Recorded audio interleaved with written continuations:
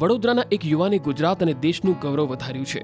25 વર્ષીય પ્રજ્ઞાચક્ષુ યુવાન મૈત્રેય શાહને અમેરિકાની હાર્વર્ડ યુનિવર્સિટીમાં આર્ટિફિશિયલ ઇન્ટેલિજન્સના કાયદા પર સંશોધન કરવાની નોકરી ઓફર કરાઈ છે। ઉત્તમ યુનિવર્સિટીઓમાં ગણાતી હાર્વર્ડમાં નોકરી મેળવનાર મૈત્રેય શાહ દેશના પ્રથમ યુવાન છે। પોતે આંખથી દિવ્યાંગ છે, પોતે વકીલ અને સંશોધક છે। નવી ટેકનોલોજી અને દિવ્યાંગના અધિકારો સુવિધાઓને લઈને તેઓ કામ કરતા રહ્યા છે। હાર્વર્ડ યુનિવર્સિટીમાં તેઓ દિવ્યાંગોના ન્યાય અને સમાવેશના દૃષ્ટિકોણથી એઆઈ ફેરનેસ ફ્રેમવર્કની તપાસ કરશે। મૈત્રેયે ગુજરાત નેશનલ લો યુનિવર્સિટી ભારતમાંથી આર્ટ્સ અને લોમાં બેવડી ડિગ્રી સાથે સ્નાતક થયા અને યુનિવર્સિટી ઓફ પેન્સિલ્વેનિયા લો સ્કૂલમાંથી LLM કર્યું। मैं इतना छोटा था कि मुझे तो उतनी समझ भी नहीं थी कि मेरे साथ हो क्या रहा है या मुझे अपने जीवन के साथ क्या करना चाहिए, कहाँ जाना चाहिए। तो ऐसे महत्वपूर्ण एक समय में जिसमें इतना सारा संघर्ष था, उसमें मेरे माता-पिता ने बहुत सपोर्ट किया है। उन्होंने ही ऐसे सारे डिसीजन लिए हैं।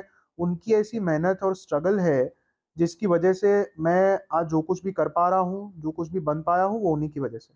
मुझे बिल्कुल बहुत खुशी है कि मुझे हार्वर्ड यूनिवर्सिटी जैसे जगह पर मुझे एक रिसर्च करने का मौका मिल रहा है। मुझे पहले यूनिवर्सिटी ऑफ कैम्ब्रिज में भी ये मौका मिला था और मुझे इस बात का मुझे लगता है मुझे काफ़ी एक्साइटमेंट है कि मेरे काम से अगर मैं समाज में कुछ बदलाव ला पाया, तो मुझे बहुत खुशी होगी। ये बात मेरे 10th स्टैंडर्ड की है। जब मैं 10वीं में था, गुजरात सरकार के कुछ नियम थे जो अनुरूप नहीं थे और ख़ास करके डिसेबल लोगों को जो सहायता मिलनी चाहिए और जो सुविधाएँ मिलनी चाहिए एग्ज़ाम देते वक़्त, वो नहीं थी।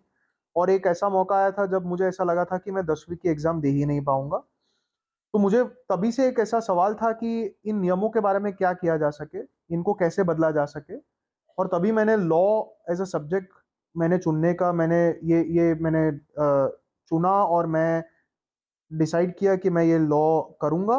और मुझे बताते हुए आपको खुशी हो रही है कि मैं जेएनएलयू में 2015 में गया था और 2017 में ही मैंने मिनिस्ट्री ऑफ एजुकेशन की एक कमेटी जॉइन करी थी, जिसके थ्रू हमने जो ये नियम थे जो पुराने, उनको बदलने में सफलता पाई थी। मैंने स्कूलिंग बड़ौदा से ही किया है और मैंने गुजरात नेशनल लॉ यूनिवर्सिटी से मैंने बीए एलएलबी ऑनर्स किया।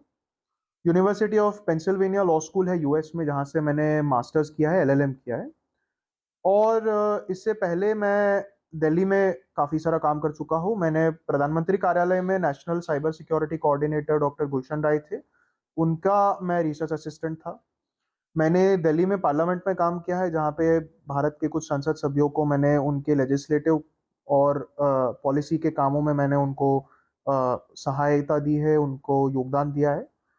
पिछले 1 साल से मैं यूनिवर्सिटी ऑफ कैम्ब्रिज में काम करता आया हूँ एज़ अ रिसर्चर, और उसमें भी मैंने एक नया क्षेत्र है रेगुलेटरी टेक्नोलॉजी करके, उसमें मैंने काम किया है और अभी मैं हार्वर्ड यूनिवर्सिटी जा रहा हूँ। मैं 10वीं के एग्ज़ाम नहीं दे पाने वाला था। मुझे लगा ऐसे बहुत सारे और डिसेबल्ड बच्चे होंगे कि जो एग्ज़ाम नहीं दे पा रहे होंगे क्योंकि वो नियम और जो कानून है वो उनके अनुरूप नहीं है।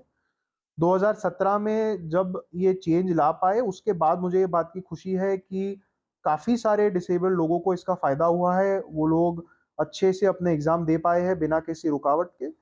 इसके अलावा मैं जब पार्लियामेंट में संसद सभ्यों के साथ काम कर रहा था, तो राज्यसभा वेबसाइट और बिल्डिंग डिसेबल लोगों के लिए सुगम्य नहीं है।